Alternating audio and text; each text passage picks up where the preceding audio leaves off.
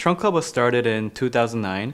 It was acquired by Nordstrom in 2014. Our goal is to provide a really high touch and personalized styling service for both men and women to help you build your best wardrobe. What our team focuses on is to provide the best first experience between Trunk Club and the customers. Initially, we didn't have any documentation on our API or endpoints. As you can imagine, it's pretty difficult to find out which endpoint to use. Even if you find which endpoint to use, you have to go through code to understand what it actually does. So the next thing we did was to use the wiki to start documenting our API endpoints. It had its own problems because the formatting wasn't great, but also it was hard to review any changes, or you actually had to look up where the wiki page was. So we tried doing and moving into GitHub. That worked a little bit better because then we had a central place where the API was documented, and then we were able to review it somewhat. But it was also hard to use because of the formatting and the syntax, and we didn't really have a good standard on how we're gonna document it. And that's when we kind of ran into Apiary, and kind of came at a perfect timing actually,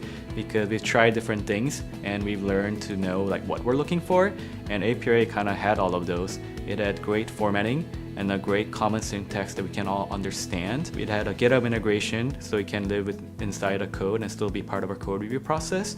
And it had other additional treats like a mock server, which had a lot of potentials in it.